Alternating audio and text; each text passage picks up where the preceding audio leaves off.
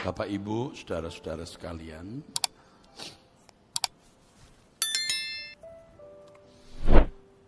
sebagai pelayan jemaat yang sama dengan sebagai suster saudara, saya sungguh-sungguh benar-benar merindukan saudara memandang kesucian sebagai kebutuhan yang selalu mendesak. Kesucian harus menjadi kebutuhan yang kita rasakan selalu mendesak.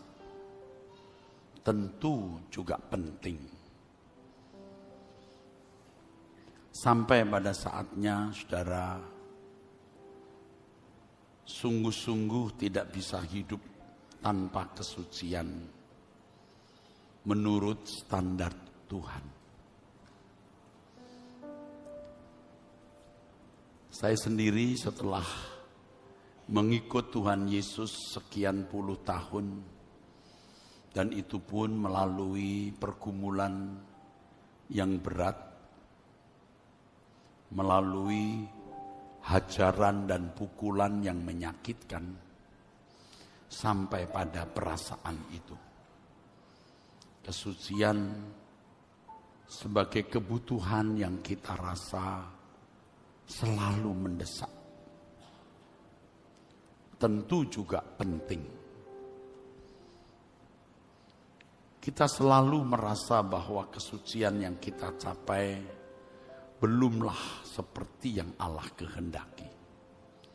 Walaupun secara nalar pikiran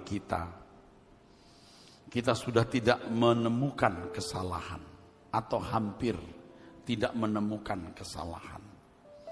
Ya, kadang-kadang kita masih meleset dan kita sadar ada kemelesetan itu dan kita mengakui kesalahan tersebut lalu minta ampun. Tetapi kita merasa bahwa kesucian yang kita capai bisa ditingkatkan, bisa lebih memuaskan hati Tuhan, bisa lebih menyenangkan hatinya.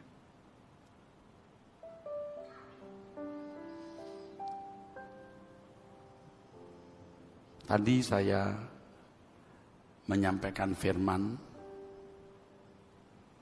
lalu ada seorang berkata kepada saya, orang muda yang cukup dekat dengan saya, kalau saya 40 tahun baru bisa mencapai seperti ini, apakah saya juga harus menunggu 40 tahun, katanya.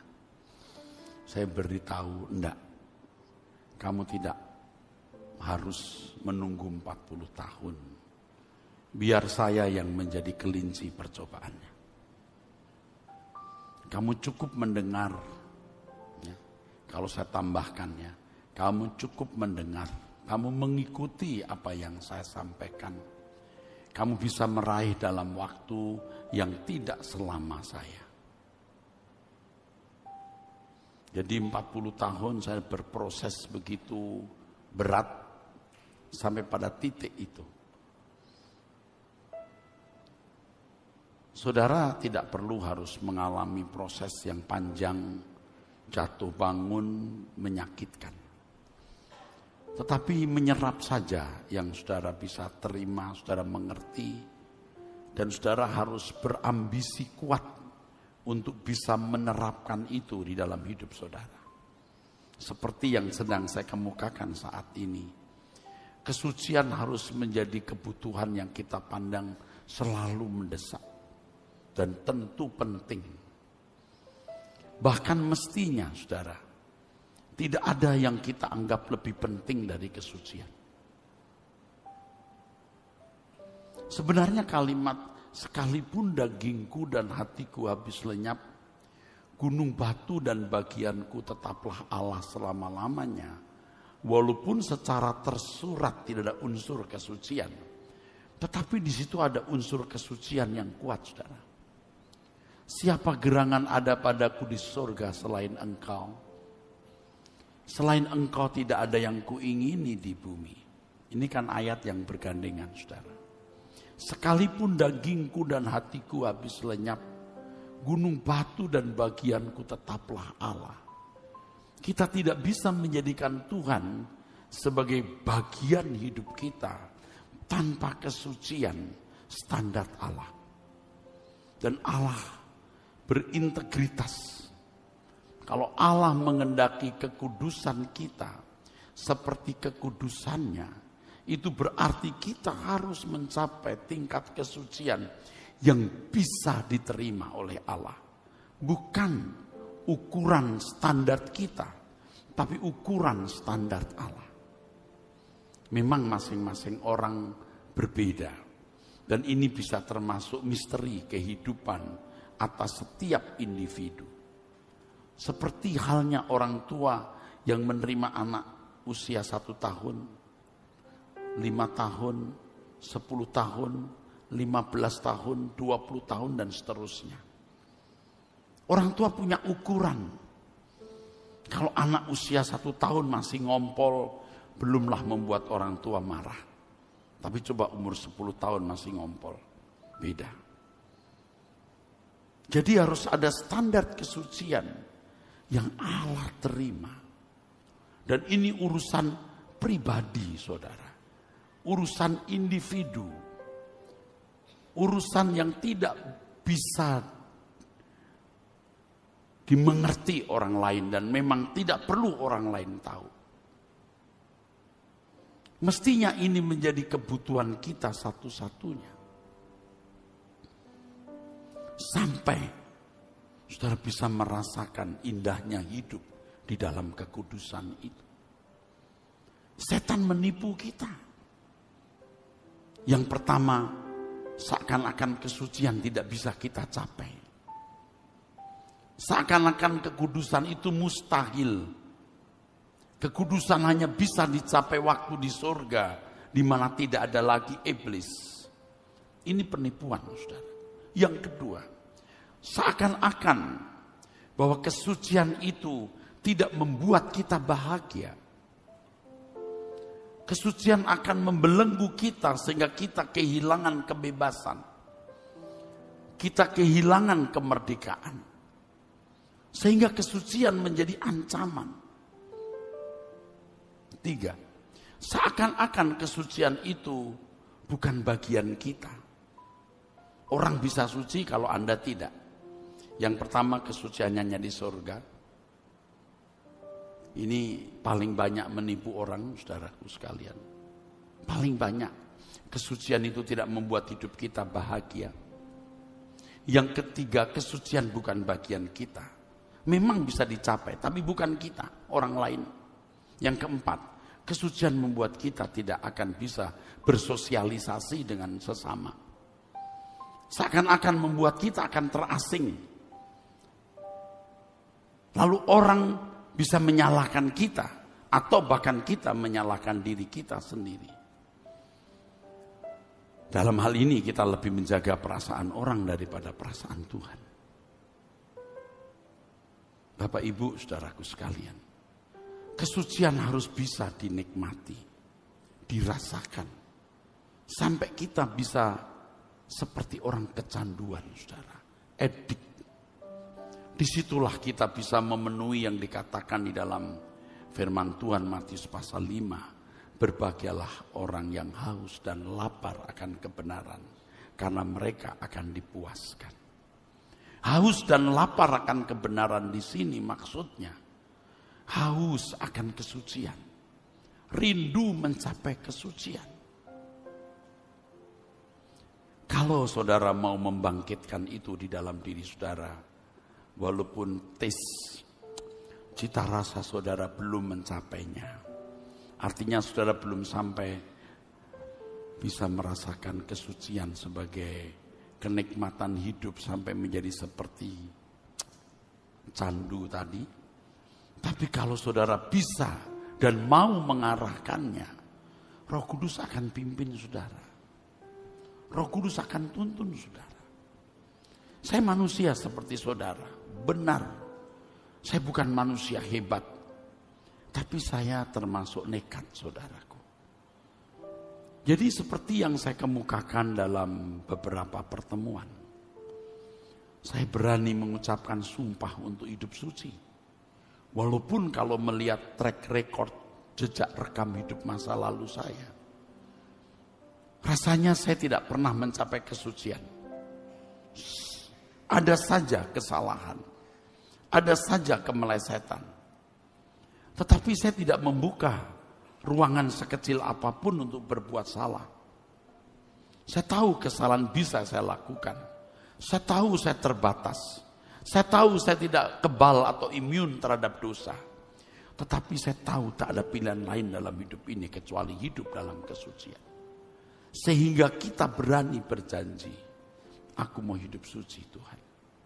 Aku mau hidup tidak bercacat, tidak bercela Tuhan. Dan ketika kita memiliki komitmen itu, memiliki janji itu, kita mengarahkan hati kita kepada kesucian, kita merasakan campur tangan Tuhan menolong kita. Coba saudara masuk ke dalam wilayah ini. Ibarat saudara melihat ruangan gelap, ya, nyemplunglah di situ. Dan ternyata ruangan itu tidak gelap. Saudara melihat ruangan gelap, hidup dalam kesucian standar Allah seperti ruangan gelap. Ya, tapi coba beranikan saudara masuk ke situ. Ternyata ruangan itu tidak gelap. Tuhan bisa menuntun kita kepada kesucian. Saya mengatakan ini bukan berarti saya sudah sempurna, saudara. Tapi saya sedang menjalaninya. Dan saya bisa merasakan keindahan dari kesucian itu. Selain saya rasakan secara pribadi, saya merasakan kuasa Allah yang luar biasa dalam pelayanan. Tadi setelah penyerahan anak di Arta Gading, seorang ibu dari salah seorang yang menyerahkan anaknya minta didoakan. Dari kecil rupanya dia dikuasai, diberi kuasa gelap oleh orang tuanya. Jadi waktu saya doakan, dia manifestasi, dia melotot. Yang diucapkan kurang ajar terhadap saya. Dia berkata begini, kamu anak kecil. Gitu saudaraku. Kamu anak kecil. Tapi saya sudah belajar dari pengalaman bahwa setan sering menjatuhkan kita. Ya, seperti beberapa waktu yang lalu, seorang dari Tapanuli, ya, yang satu kali doa pelepasan lewat doa pagi, ya, dia muntah-muntah, tapi tidak tuntas. Dia dibawa oleh saudaranya ke Arta Gading, lalu pelepasan, badannya besar saudaraku, besar badannya, betul-betul tinggi, besar. Mengerikan juga kalau ngamuk. Dia berkata begini, saudara, saya sudah belajar banyak ilmu, ya, gitu, merendahkan saya juga itu. Apa kamu gitu, kecil apa? Waduh. Lalu saya katakan, kamu saya buat seperti anak kecil nanti kamu nangis. Betul saudara. Saya usir sampai dia nangis-nangis. Ya saya mau keluar gitu. Oke. Nah kali ini tadi siang, saya tanya yang bilang, kamu anak kecil gitu saudara. Saya marah.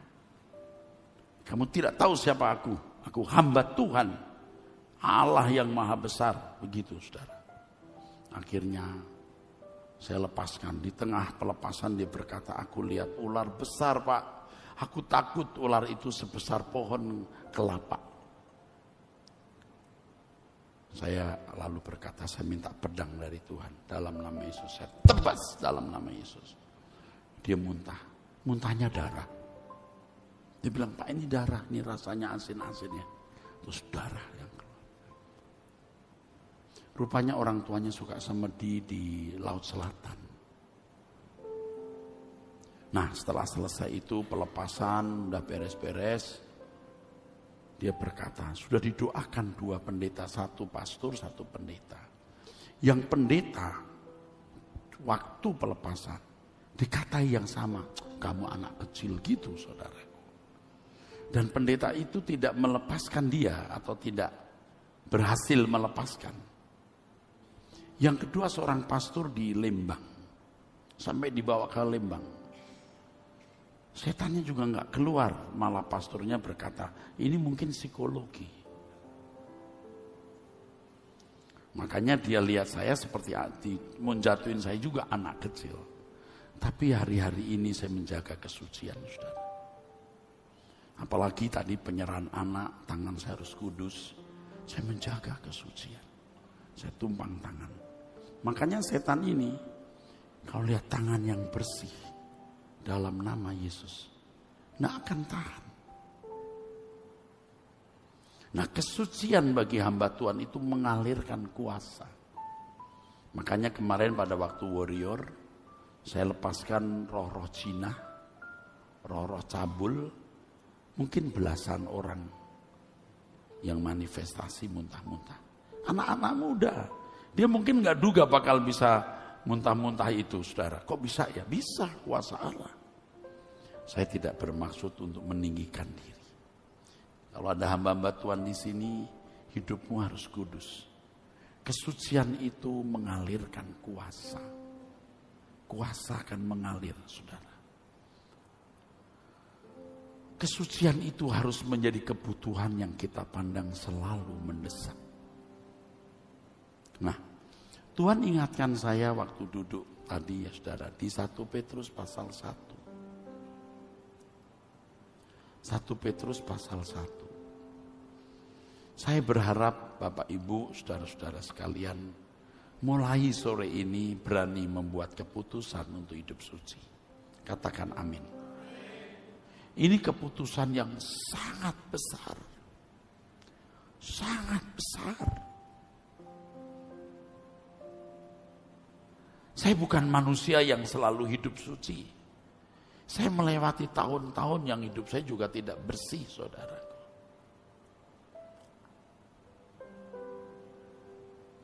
Tapi ketika saya mengarahkan hati kepada kesucian dan membulatkan tekad, Roh Kudus tuntun. Seperti yang tadi saya katakan, seperti ruangan gelap. Apa itu kekudusan, kesucian? Aneh ya, asing rasanya. Apalagi jemaat bukan pendeta. Nggak mungkin. Jangan ditipu setan. Jangan berpikir kesucian itu tidak bisa dicapai di bumi. Tuhan yang berkata kuduslah kamu. Itu tentu di bumi, bukan di dunia lain. Jangan berpikir kesucian membuat hidupmu akan menjadi kurang lengkap, kurang utuh, kurang bahagia. Jangan berpikir ya, kesucian yang saudara miliki akan membuat saudara akan tersingkir dari dunia. Kalaupun tersingkir, tidak masalah. Dan jangan berpikir itu bukan bagianmu. Memang bisa orang hidup suci tapi bukan saudara. Tidak, itu saudara. Saudara berani mengambil keputusan ini? Ini keputusan yang sangat besar. Hidup saudara tidak mungkin tidak berubah. Anda akan berubah. Kesucian buat hidup saudara akan berubah. Ekonomimu berubah, kesehatanmu berubah. Bahkan saya punya keyakinan kalau tubuh kita pakai Roh Kudus, ada ruang maha suci di dalam diri kita. Tuhan bisa memberikan organ-organ baru di tubuh saudara. Anda tidak perlu dan tidak boleh mati muda. Karena tubuhmu pakai Roh Kudus, Allah akan protek, lindungi saudara sempurna. Saudara akan melihat perubahan yang luar biasa. Ya. Nah, di 1 Petrus 1 ayat 17. Dan jika kamu menyebutnya Bapa, yaitu Dia yang tanpa memandang muka menghakimi semua orang menurut perbuatannya, maka hendaklah kamu hidup dalam ketakutan selama kamu menumpang di dunia. Ayat ini harus dihubungkan di ayat sebelumnya. Ayat sebelumnya tertulis apa? Kuduslah kamu sebab aku kudus. Jadi kalau kita mau masuk wilayah kekudusan, kita seperti pakai baju putih. Dan memang darah Yesus sudah menguduskan kita. Kita akan lebih hati-hati, saudara. Sebab kalau ada noda, akan nampak. Kalau baju putih ada noda, bisa tidak mudah hilang noda itu. Makanya kalau pulang dari pelayanan pakai baju putih, makan, saya selalu pakai itu, tutup itu. Ya, jadi orang sekitar saya sudah bawa yang dari kertas itu, ada talinya itu. Karena saya memang lumayan jorok kalau makan kemana-mana, saudaraku. Apakah ada bapak-bapak begitu dia di sini? Saya nggak tahu. Kalau saya begitu, saudara. Jadi bawa kayak celemek gitu. Ada celemek dan selalu dibawakan oleh staf saya, selalu bawa itu. Ibu Sarah, Ingrid, sampai Pak Kyong-Kyong, sampai Pak Sugeng bawain. Waktu pergi keluar kota dipesenin tuh, Pak Kyong jangan lupa bawa itu bapak, celemeknya bapak, dia bawain. Jadi waktu mau makan Pak Kyong sudah buka ini Pak, dipakai dulu. Waduh, lihat kanan kiri nggak ada orang baru pakai. Kadang-kadang waktu pakai selesai makan lupa nyopot, saya jalan cuci tangan, masih.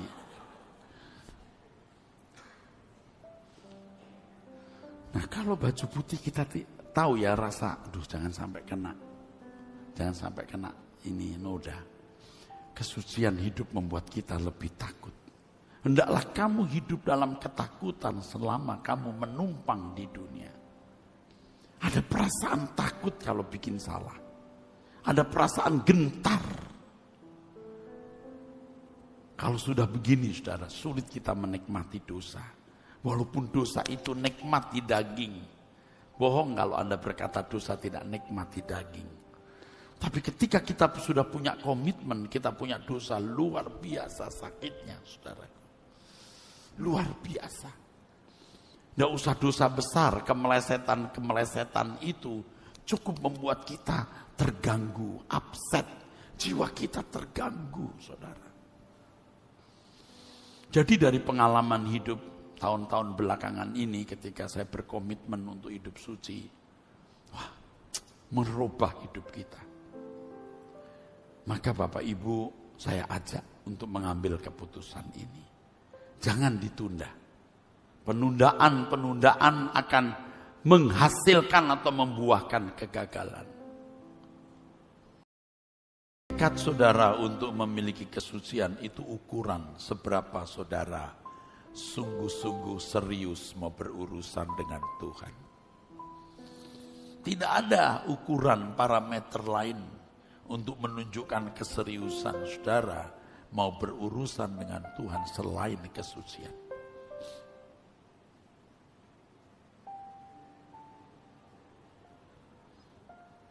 Sejarah hidup saudara akan berubah demi nama Tuhan Yesus.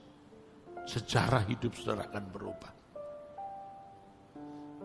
Kalau keadaanmu tidak berubah, ada yang salah.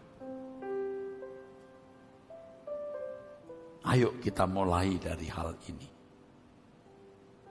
Ketika engkau serius berurusan dengan Allah, Allah akan serius berurusan denganmu. Masalah kesehatanmu, ekonomimu, keluargamu, anak-anakmu menjadi objek masalah Tuhan. Tidak usah minta tolong, Tuhan akan tolong. Karena engkau menghormati Dia. Yang pertama, seberapa saudara serius mau berurusan dengan Tuhan diukur dari kesucian hidup saudara.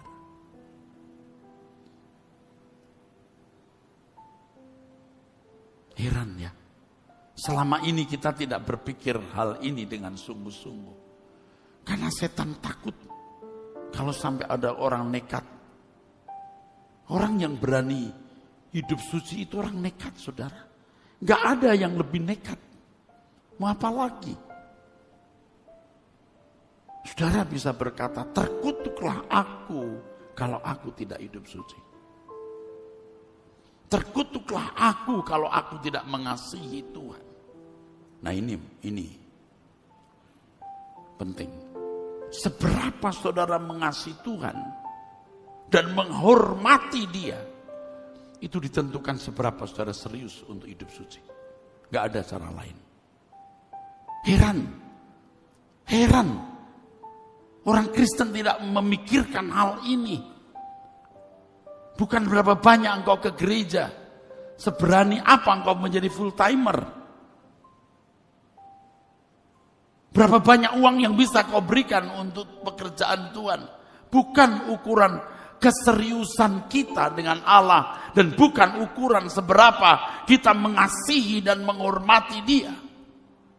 Tapi seberapa kau hidup suci. Seberapa kamu berani hidup suci.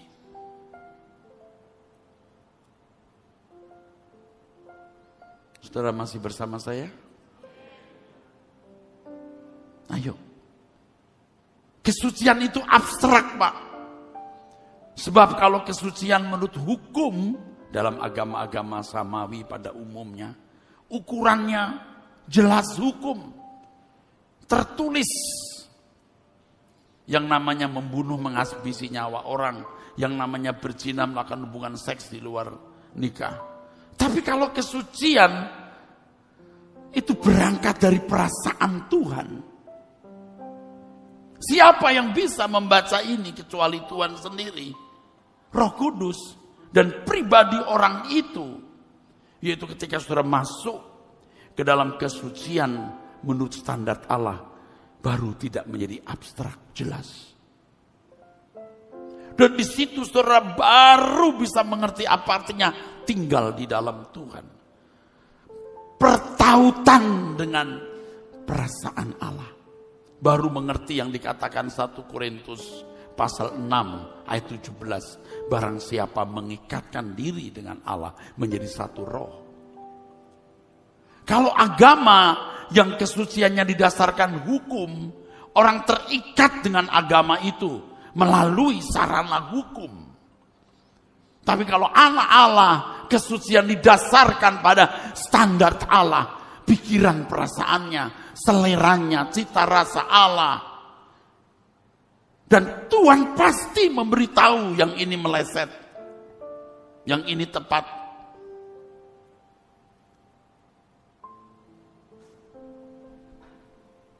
Makanya ya saudaraku, sebelum Yesus datang ke dunia, Yohanes Pembaptis baptis orang dulu. Sebab kalau mau ikut Tuhan Yesus secara hukum harus sudah benar dulu. Setelah secara hukum benar baru masuk wilayah presisi atau ketepatan.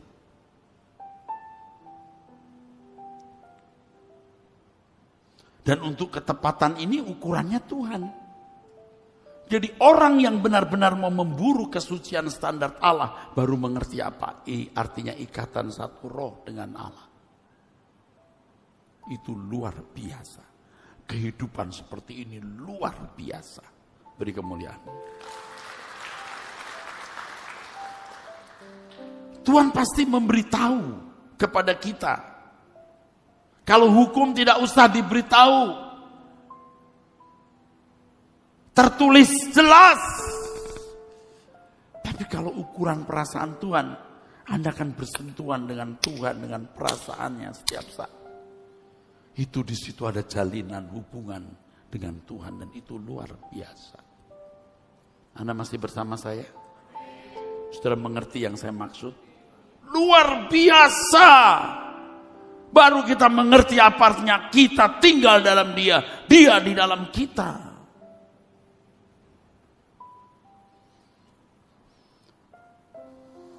Tidak abstrak. Kesucian dalam Kristen tidak bisa ditulis di atas buku. Sebanyak apapun lembar buku itu. Karena ini hanya bisa dirasakan oleh Allah dan dirasakan orang tersebut. Makanya pada akhirnya kehidupan rohani seseorang itu subjektif, saudara. Tidak bisa tidak subjektif. Tidak bisa tidak subjektif, tidak bisa. Itu dirasa oleh individu tersebut. Haleluya.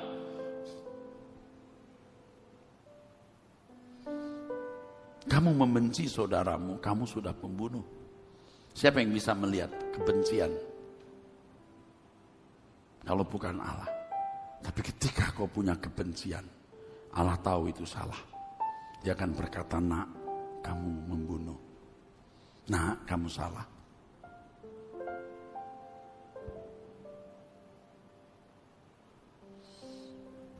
Ada jalinan hubungan. Kita tidak tahu selama ini bahwa kesucian itu standar Allah akan mengkondisi kita melekat dengan Tuhan. Dan dari hal ini baru kita bisa merasakan bahwa Tuhan satu-satunya kebahagiaan kita. Baru kita bisa mengerti Tuhan itu satu-satunya kebahagiaan kita. Baru kita bisa merasakan apa yang dikatakan pemazmur itu, merasakan selain Engkau tidak ada yang kuingini di bumi. Jadi selama kita tidak memiliki komitmen untuk hidup suci, tidak bisa, saudara, tidak bisa. Saya bicara ini lumayan nekat, saudara, lumayan nekat. Mana ada pendeta berani khotbah begini? Ada pun jarang. Sebab dia akan dituntut untuk membuktikan khotbahnya. Emangnya lu udah suci? Ayo kita cari salahnya Pak Eras bareng-bareng, gitu. Kita telanjangi dia depan umum. Oke, saya tidak sempurna. Tapi hari ini dan ke depan, saya tidak mau didapati salah. Bukan karena kamu, tapi karena Tuhan. Supaya ketika aku ada di pengadilan, tepuk tangan untuk kebenaran Tuhan. Ini keputusan besar, Bapak Ibu. Berani khotbah begini juga ini hal yang luar biasa. Bukan mau menutupi dosa, menutupi kebejatan. Karena kita mau serius hidup suci. Dan seperti yang tadi katakan, sebagai perawat saudara, as a nurse, saya rindu saudara bisa merasakan bahwa kesucian itu kebutuhan yang selalu kita pandang mendesak dan penting. Sampai kita bisa berkata, untuk apa aku hidup kalau aku tidak menyenangkan Engkau Tuhan? Untuk apa aku hidup kalau aku berbuat dosa? Berbuat dosa bukan hanya berzina, membunuh, mencuri ya. Kalau aku tidak tepat bertindak sesuai dengan yang Kau inginkan.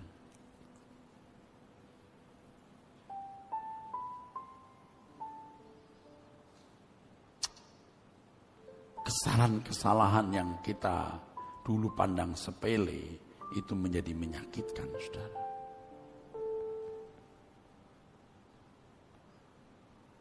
Kita baru mengerti ya artinya bercinta dengan Tuhan itu bagaimana. Ketika kita serius hidup dalam kekudusan. Karena kesucian kita standarnya Allah. Kita selalu melihat hati Tuhan. Selalu memperhatikan perasaannya. Maka firman Tuhan mengatakan di ayat 17 ini, saudaraku, hendaklah kamu hidup dalam ketakutan selama kamu menumpang di dunia. Ayat 16 firman Tuhan mengatakan, kuduslah kamu sebab aku kudus. Lalu ayat 17, dia tidak memandang muka, artinya melihat perbuatanmu. Maka hiduplah kamu dalam ketakutan selama kamu menumpang di dunia. Saya belum mengerti loh kesucian seperti hari ini loh. Saya sudah menaruh Tuhan di mataku, tapi aku belum tahu.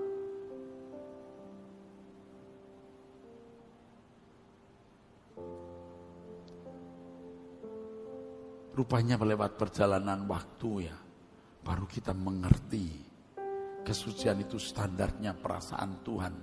Dan kalau kita serius, kita serius. Kalau dulu kan kita tinggalkan dosa-dosa yang melanggar moral umum saja ya. Saya belum mengerti firman sedalam hari ini dan sebelum semilitan ini. Ketika ku taruh Tuhan di mataku, aku mau hidup suci, aku mulai mengenal pribadinya, bukan mengenal hukum. Karena hukum kesucianku itu berangkat dari perasaan dan pikiran Tuhan.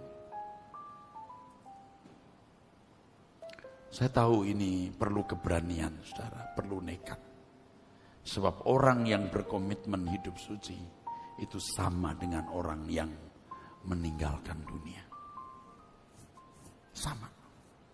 Orang yang rela terpisah dari dunia ini.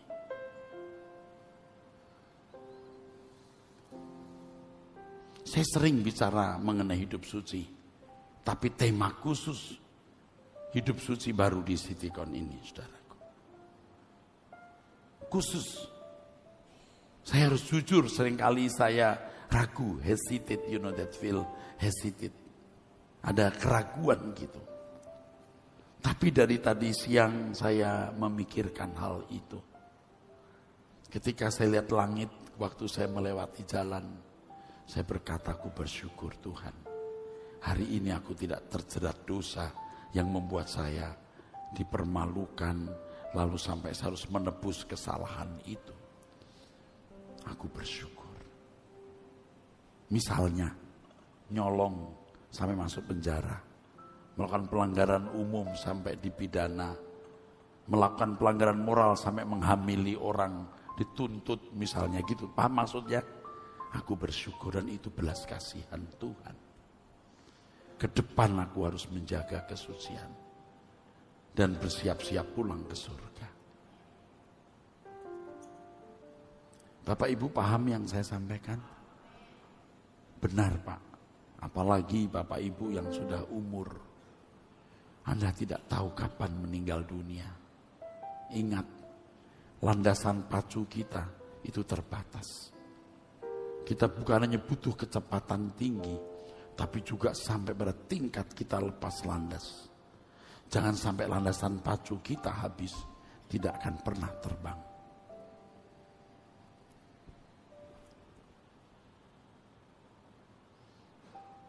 Ada satu hal yang saya susah bicara, tapi saya mau bicara. Bukan menghakimi siapa-siapa, tapi ini contoh hidup yang saya lihat. Pendeta-pendeta senior yang menurut saya tidak sempat lepas landas. Dengan usia yang jauh lebih tua dari saya 65 tahun. Dia lebih tua. Tapi dari percakapannya, saya tidak melihat dia menjadi saleh. Tidak ada beban untuk penderitaan orang atau keselamatan jiwa. Yang ada kebanggaan bagaimana memenuhi kebutuhan keluarga. Dia tidak melihat tangis seorang anak-anak yang tidak bisa sekolah. Gereja-gereja yang harus digusur. Saya bisa melihat ukuran dia bukan hamba Tuhan yang benar. Menurut saya ini orang sudah tidak bisa lepas landas. Di pertemuan-pertemuan pendeta debat dengan bengisnya. Wah, dulu waktu saya muda seperti itu. Saya tidak mengatakan lebih baik. Saya cuma mau beritahu kepada saudara. Kalau saudara sudah lanjut umur, tidak sempat bertobat, Anda tidak akan lepas landas. Pendeta saja bisa tidak lepas landas.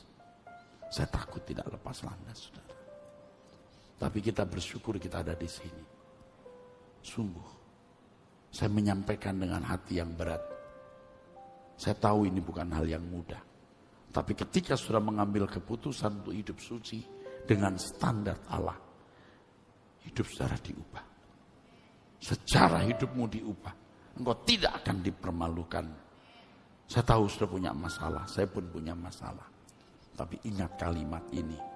Taklukkan, kalahkan masalahmu dengan kesucian. Amin.